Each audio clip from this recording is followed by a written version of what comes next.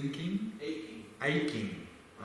Here, and I was like, why does it have to be like that? I was thinking, it shouldn't be. Like, if I go take a nap, it's all nice. No. And I'm doing nothing and I fall asleep. Here I'm not, I don't want to fall asleep, but I'm still doing nothing, basically. And it felt really wrong. So Wrong is in the tension, or wrong is in the tension. Yeah. The tension was that. Sure. I'm doing something very wrong. Well, no. And I thought it must have something to do with my expectations. Mm-hmm. And like you said, like I asked a few days ago. And I came to recognize this expectation that is like inherent to what you teach us, which is that this is the path to get rid of suffering, which is a huge promise. And I want to do so well here that when I leave, my life will be amazing. Well, there's an expectation. I never feel pain, felt down here. Okay? Yeah. But Okay. it's a huge burden, and it helps like getting rid of something. And so, where does this burden come from? We create it. There's no burden there until we create the burden. So, and that's what we do often in our life. We create burdens. Of course, we need to know what the practice is, how to do it, and we need to know where it's taking us. Otherwise, we just sort of go round and round. But of course, the only time we can strive for a goal is in the present moment. And with expectation, we are constantly jumping into the future, hoping that this is going to happen and so forth. So, and that's our normal sort of way we operate in life. We have a lot of craving, attachment, expectation for things, but we know from our own experience, the more expectation, the more problems and frustration that we introduce into everything we do. So again, whenever we notice that expectation, then just keep releasing it, keep releasing it, keep releasing it. And we're just developing the new habit of putting effort, of course, but with no expectation. And that's the best. And if there's no expectation, there can be no frustration. And also, like you said, with expectation comes tension, because we then start pushing, because I need to get there, I need to get that. And so we start pushing. So, particularly with this practice, I think we're not trying to get anywhere, we're trying to discover what's already there. So that is, and that's something I want to talk a little bit more about probably tomorrow, is that, with the breath practice and so forth, we're trying to cultivate relaxation, stability, clarity. But actually in this practice here, it's more a discovery approach rather than cultivating approach. So we're simply trying to discover something that's already here. So if we have that idea, then it's not like, oh, there's a goal over there, I have to get to that goal. It's right here now.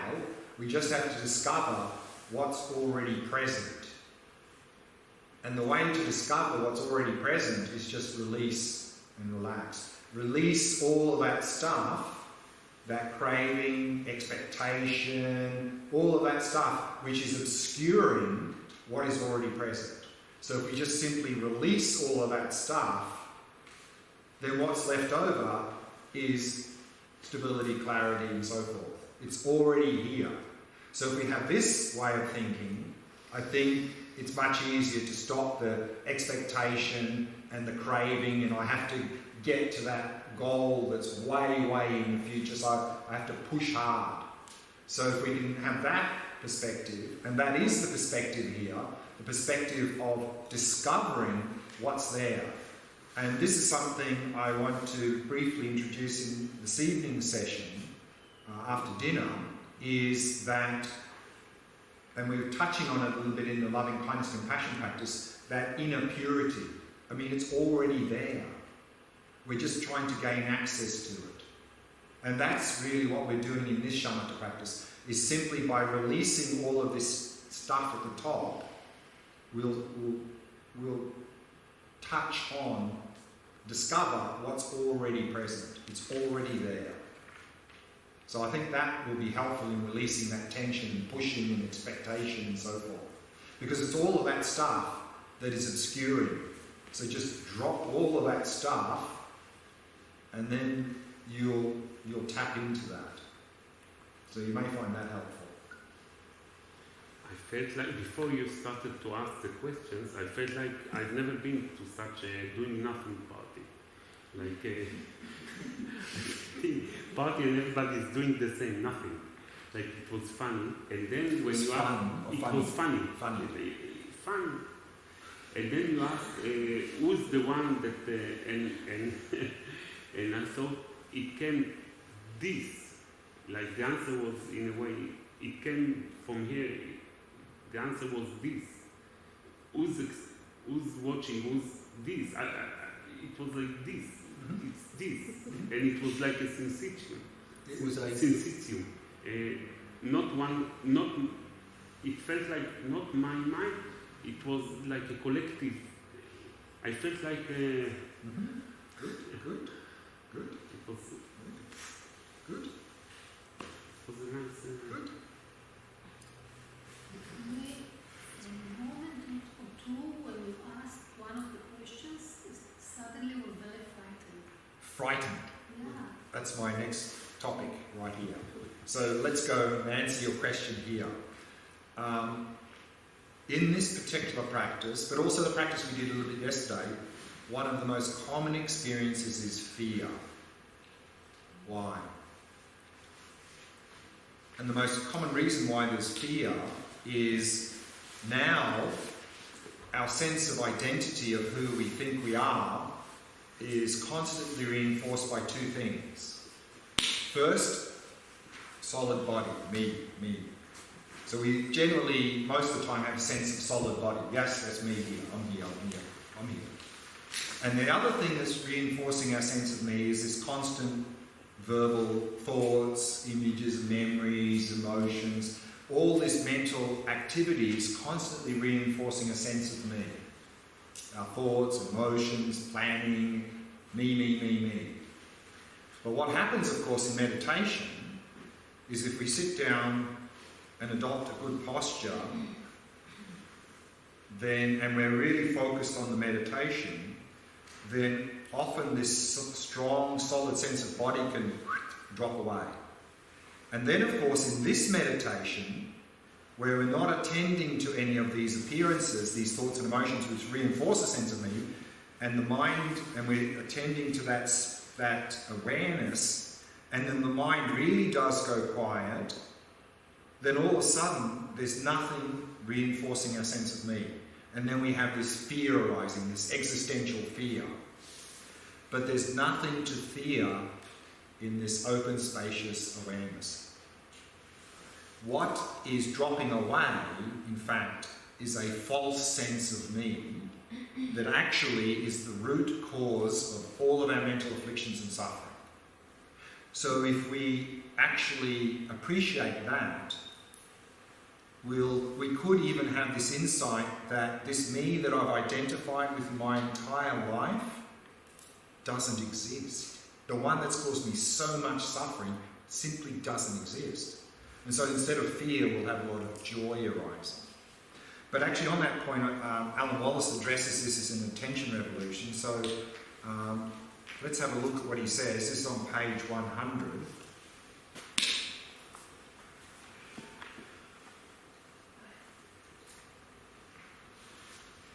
One of the more common challenges in this practice is the emergence of fear. As you release your grip on the contents of the mind, you are undermining your normal sense of personal identity, which is constantly reinforced by thinking, by recalling, and identifying with your history, hopes, and plans. Now you are disengaging from these familiar supports for substantiating your ego. As lapses between thoughts occur more and more frequently and for longer periods, your awareness hovers in a kind of empty space, a vacuum devoid of personhood. You may come into the grip of fear as your normal sense of who you are loses its footing. The teacher Glen warned his students that such dread may well arise during their training. It is crucial, he counselled, not to identify with it nor give it any credence. Some kinds of fear are based in reality.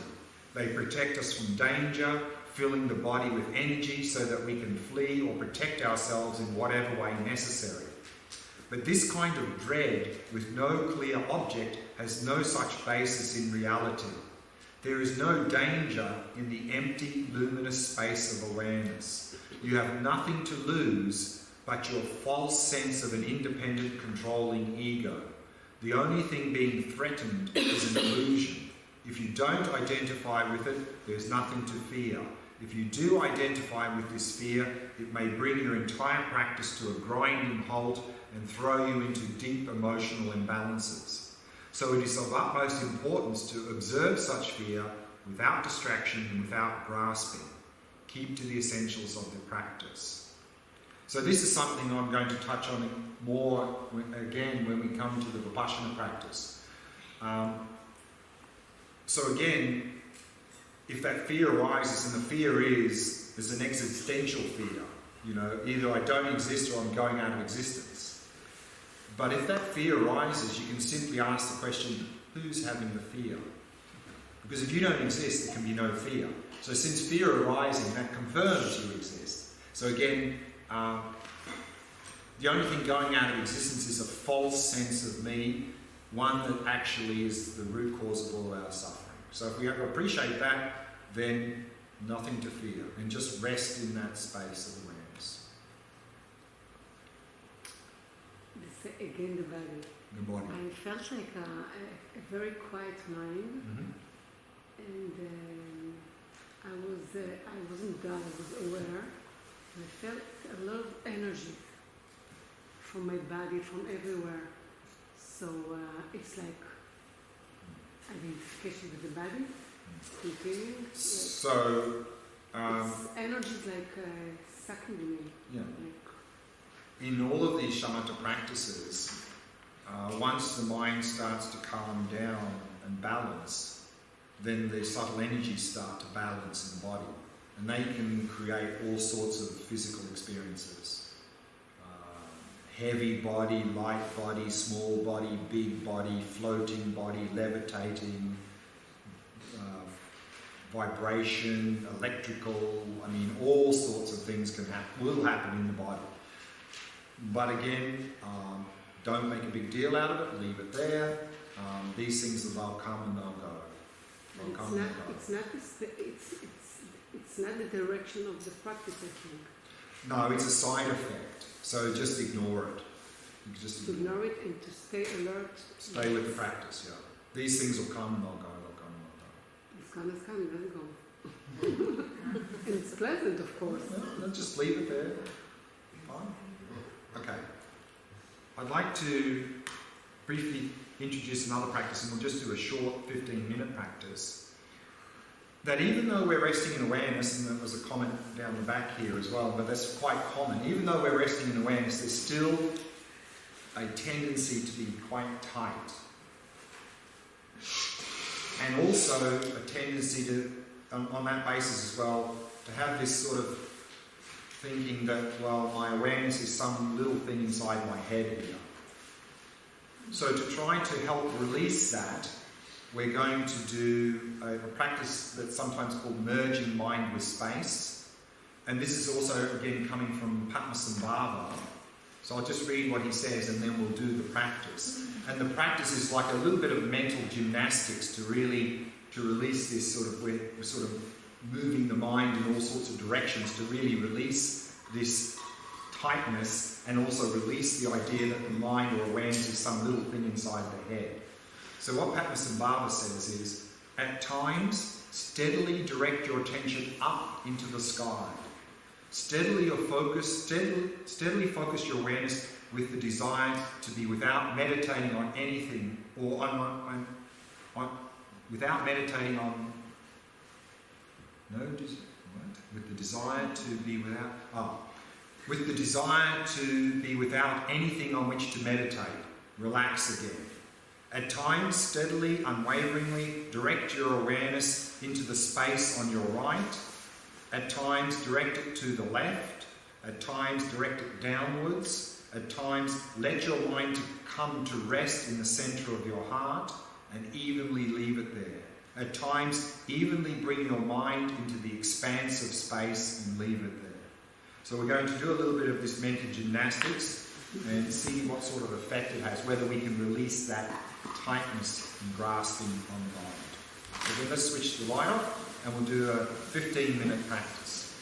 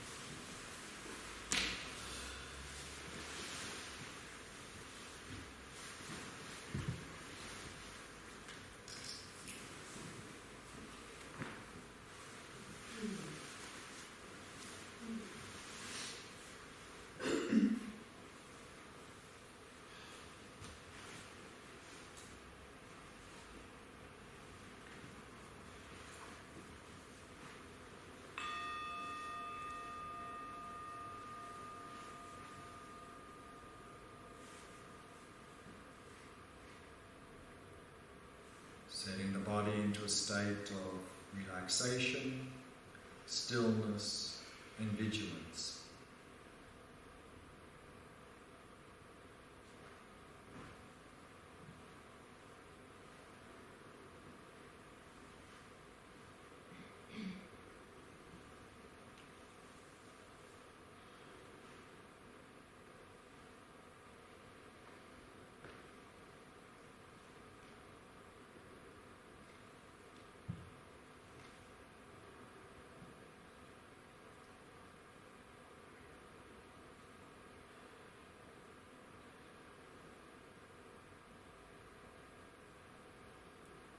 And relaxing more deeply with each out-breath.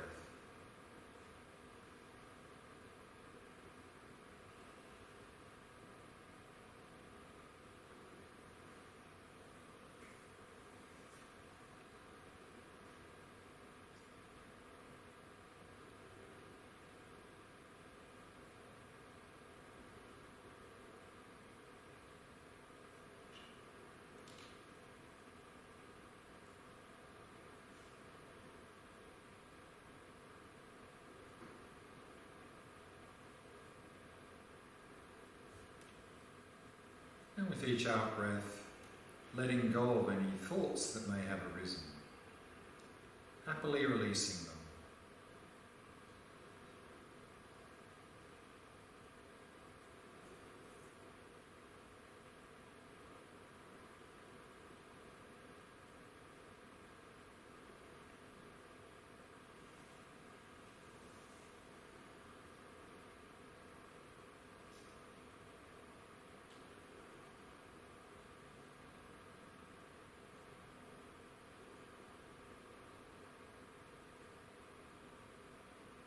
Allowing the mind to come to rest in the present moment. Simply becoming aware of the rhythm of the breath.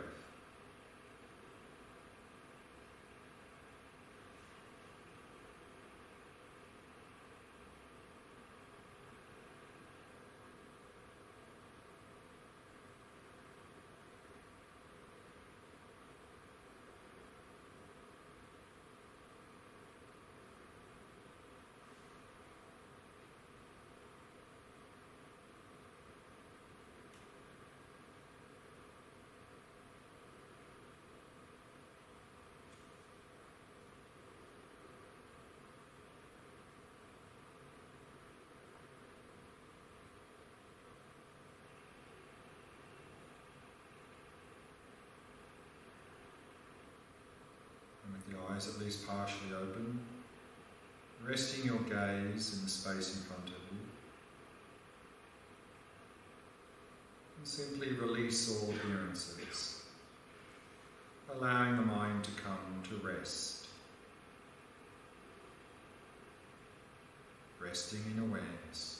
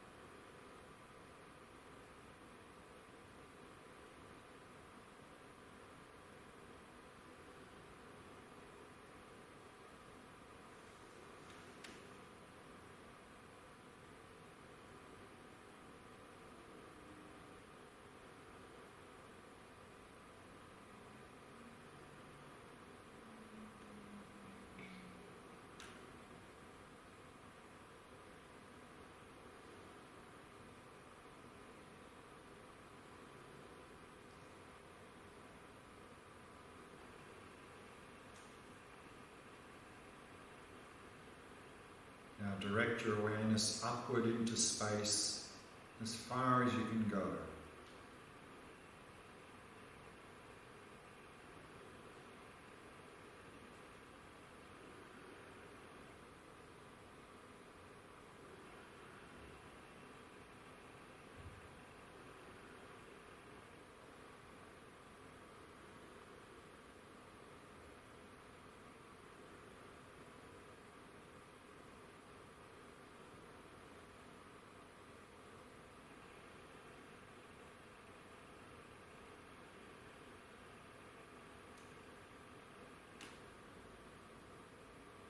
And relax again.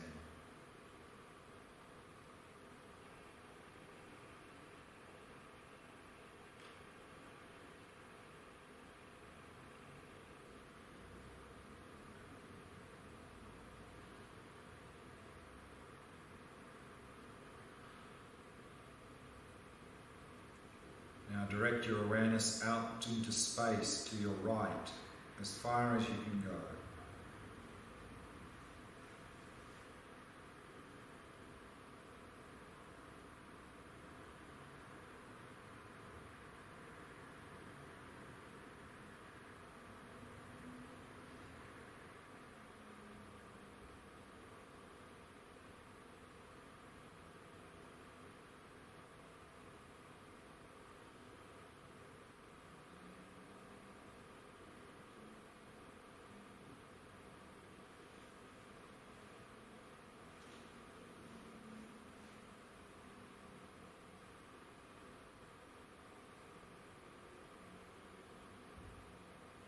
And then relax again.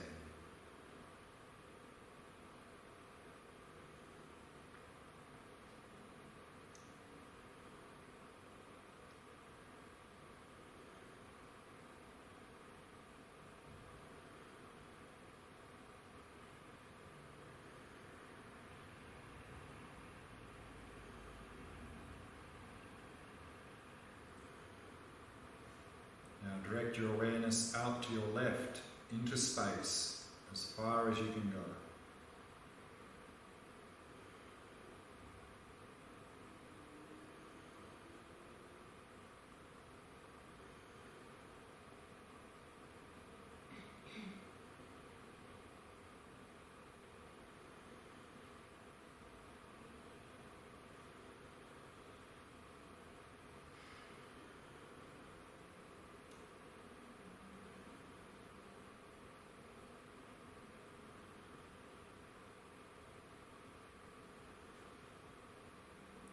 And relax again.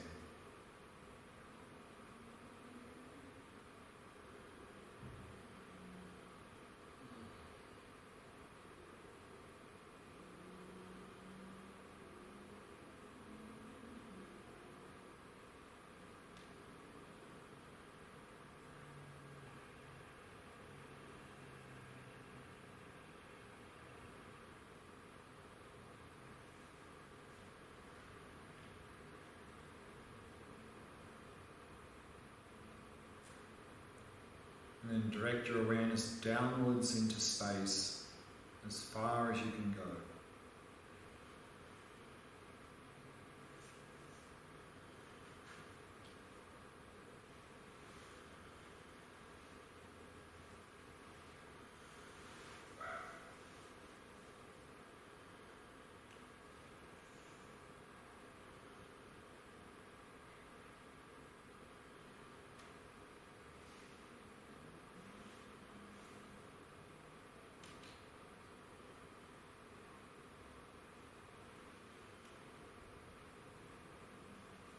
And relax again.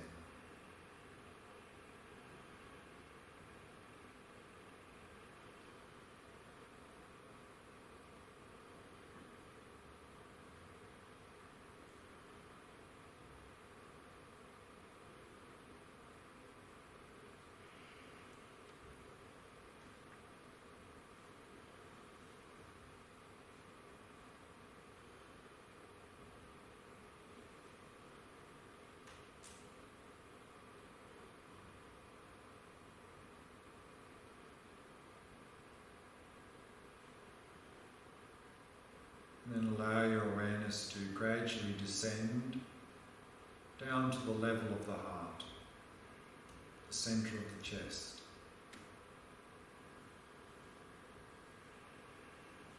And leave it there.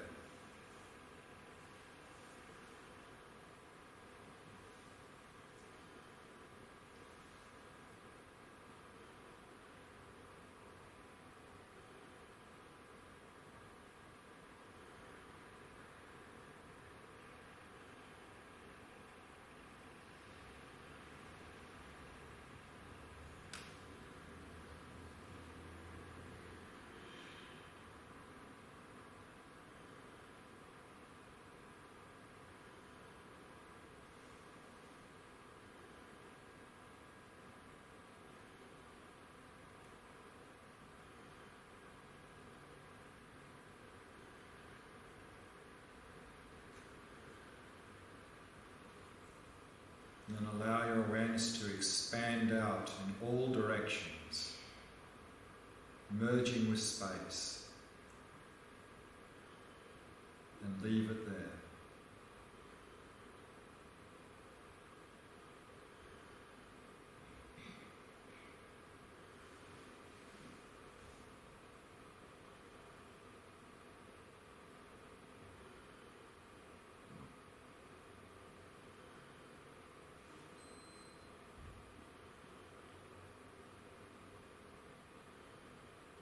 Resting in awareness.